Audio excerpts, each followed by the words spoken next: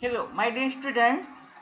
We had completed the 4 parts of this lesson. I have sent you already 4 videos. Now this is the 5th video of part 5, cell structure and function. I hope you all are listening and learning these videos carefully. Okay? And whatever problem you face, you ask me on the online session. Today we will study about the animal cell and plant cell. We had already done the different parts of cell. What are the main parts of cell? That is cell membrane, cytoplasm and nucleus. Okay. You have to learn the diagram, simple diagram from your textbook. Okay. But I have taken this diagram to show you some more. You see, this is the animal cell. There is no specific cell, specific shape of the animal cell. It can be spherical, it can be bulgy, it can be of any type. There is no specific cell of animal, specific shape of animal cell. By plant cell, the shape is always like this only, rectangular. Okay? Animal सेल्सचा आकार आहे तो निश्चित नसतो. Plant सेल्सचा जवळपास निश्चित असतो. ठीक आहे ना? तर बघा, cell wall is present in the plant cell. लक्ष द्या. Cell wall is present in the plant cell and cell membrane is present in both. This is the cell membrane of animal cell and this is the cell membrane of plant cell.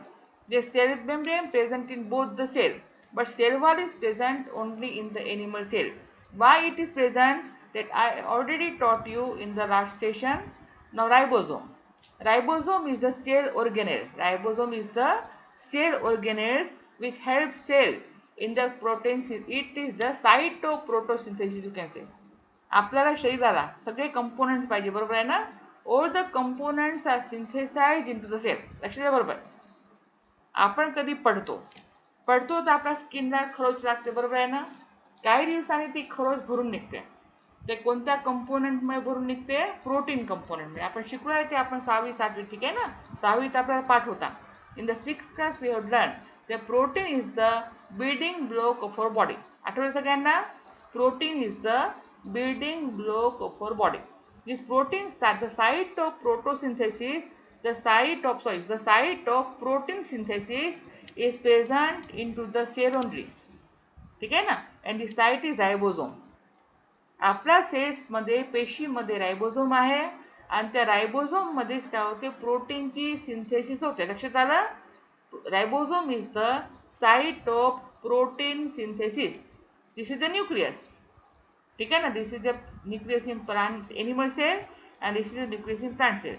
In the last session I have tell you that in the animal cell the nucleus is present in the center, near about center, okay? And in the plant cell nucleus is present near the cell membrane at the periphery. हे एकदम मधात नाही आहे. Why? What is the reason? Because in the plant cell the vacuole is big. Plant cell मध्ये vacuole कसा आहे बेटा? बघा, मोठा आहे. Vacuole is big. But in case of animal cell vacuoles are present but they are very small. Therefore it is not defined here. Okay? इथे label केलं नाही वेक्यूल. या एनिमल सेल मध्ये कशा छोट्या आहेत. Therefore it is not labeled in the animal cell. But in the plant cell these vacuoles are big. ठीक आहे ना? समजलं का ना point? And therefore nucleus is present at the side, means at the periphery. सगळ्यांना लक्षात आलं का? In the animal cell nucleus is in the middle because vacuoles are small in size. But in the plant cell nucleus is present at the periphery near the cell membrane because vacuoles are big in size. Cytoplasm. What is cytoplasm? It is a jelly-like part between nucleus and cell membrane. Nucleus आणि sale मेम्ब्रेनच्या मधाचा जो jelly सारखा भाग आहे त्याला काय म्हणतो आपण? Cytoplasm. It is present in both in the plant cell as well as in the animal cell. समजलं का ना point? Mitochondria. Mitochondrion is also present in both the cell. In the mitochondrion help in the production of energy. लक्ष द्या. Mitochondrion काय करतं? Energy production करतं. Therefore it is known as a power house of cell. माइटोकॉन्ड्रियनला काय म्हणतात? It is a power house of cell because it helps in the production of energy. मग chloroplast. Chloroplast बघा animal cell मध्ये आहे का? नाही. Chloroplast is not present in the animal cell. Chloroplast is present in the plant cell. It is a plastid. There are two types of plastid present. One is leucoplast and other is a chromoplast. And under the chromoplast this is a chloroplast. मी जास्त तुम्हाला plastid शिकवली नाही कारण की तुम्हाला आवश्यक नाही. ठीक आहे ना? You learn only chloroplast is the name of plastid which is present in the plant cell, and in this chloroplast one pigment is present and this pigment is known as a chlorophyll. Pointer कुठे हरवला? लक्षात आहे सगळ्यांना? Chloroplast is the plastid present only in the plant cell. Okay, and this chloroplast contains pigment and the name of pigment is chlorophyll. Again, all of you have learned about the chlorophyll in the class 7. Sanga, what is the use of chlorophyll in the plant? It is the help in the synthesis of food by the process of photosynthesis. Photosynthesis मध्ये chlorophyll पाहिजे आणि ते chlorophyll कशामध्ये आहे? Plastid मध्ये आहे आणि त्या प्लास्टिडचे नाव काय आहे? क्लोरोप्लास्ट. सगळ्यांना पार्ट समजले का सगळे हे? ओके, हे सिंपल डायग्राम आहे बघा. ठीक आहे ना? राइबोसोम कशासाठी आहे? Site of protein synthesis. Cell membrane it gives, आता पुन्हा एक वेळा सांगते, cell wall. Cell wall protects the plant from the atmospheric condition. Cell membrane gives shape to the cell as well as protect the inside of cell. Okay? It is a porous. जास्त सांगत आपण शिकून झालंय. ठीक आहे ना? What is ribosome? It is the site of protein synthesis. Nucleus is the important part of cell. It controls all the activities of cell. Okay? Whatever the activities. For activities आता इथे सांगते. Protein synthesis is one activity. Protein synthesis करायची ते कामच आहे की नाही जायचं. ठीक आहे ना? मग वेक्यूल आहे, it stores the various material including waste material also. हे पण एक ॲक्टिव्हिटी आहे. Mitochondrion help in the production of energy, power house of cell, ही पण एक ॲक्टिव्हिटी आहे.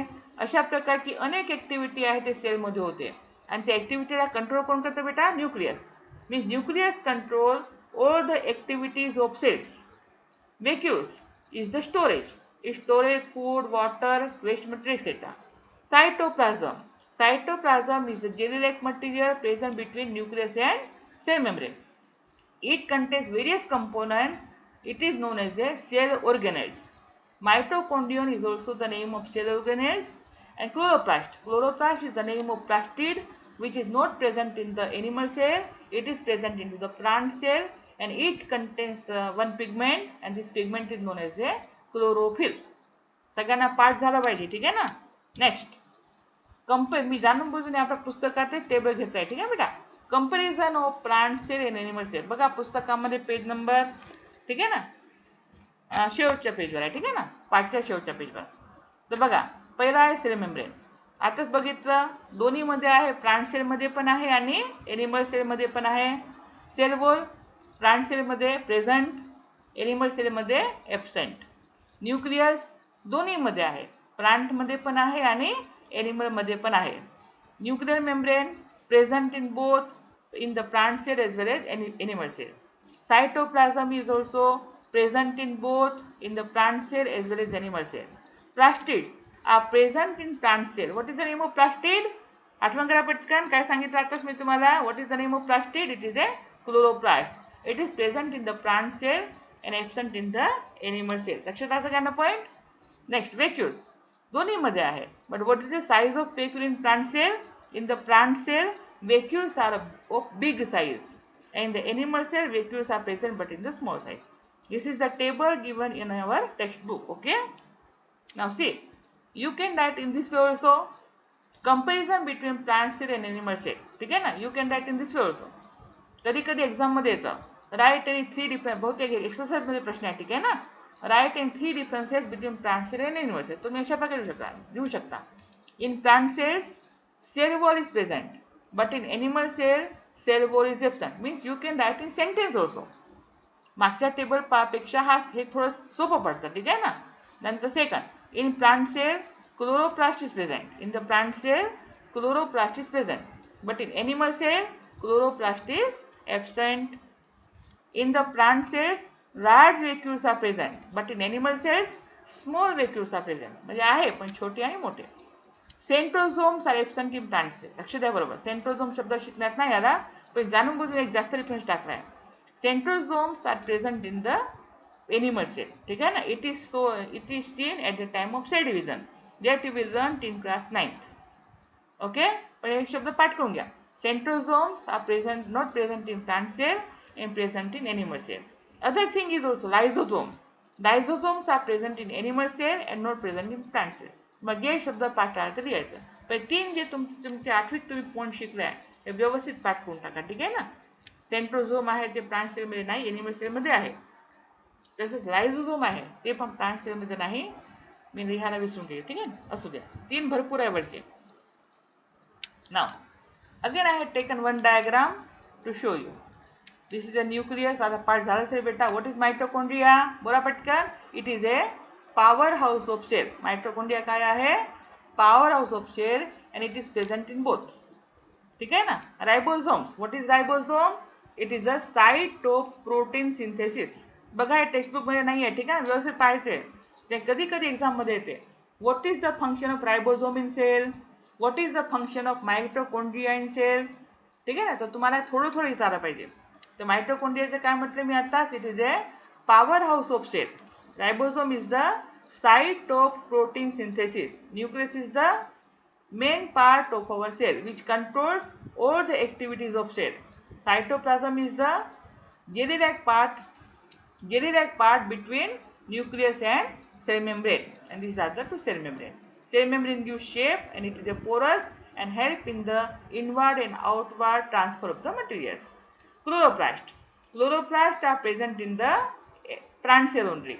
It contains pigment. सांगा पटकन कोणतं पिगमेंट आहे? It is a chlorophyll. Vacuole is big in size in case of plant cell. Animal cell मध्ये label नाही केलं. ठीक आहे ना. व्हॅक्यूल इथे मोठा आहे बघा.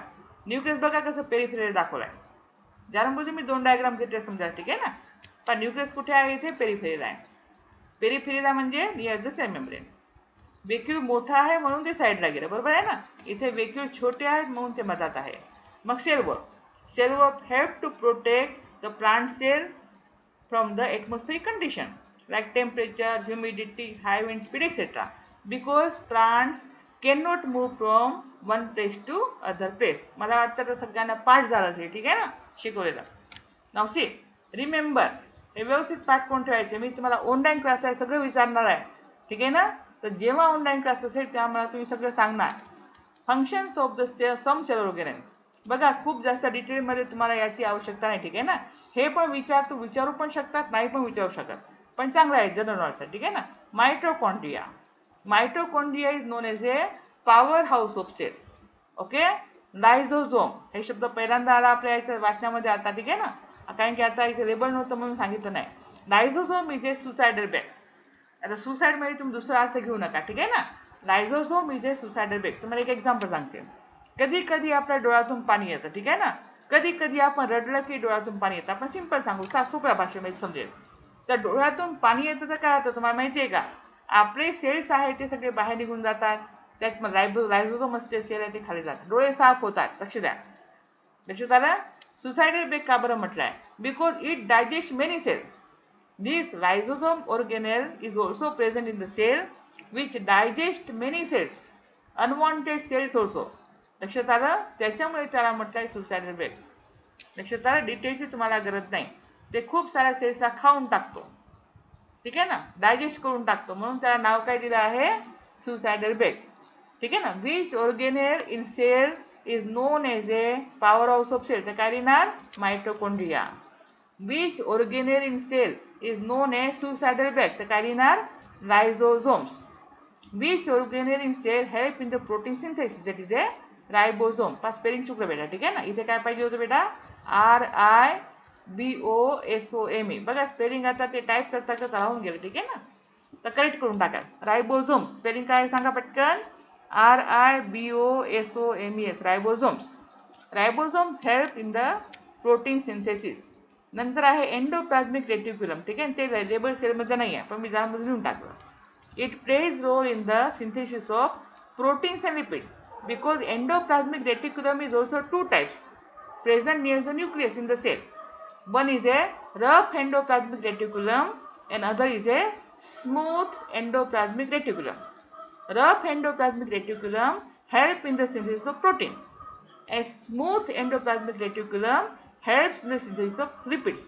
पण मी दोन्ही लिहिलं नाही कारण की तुम्हाला तेवढी आवश्यकता नाही आहे. Okay. You will learn in the higher classes. लक्षात सगळ्यांना पॉइंट. एंडोप्लाझमिक रेटिक्युलम 2 प्रकारचे आहेत. एक आहे स्मूथ, एक आहे रफ.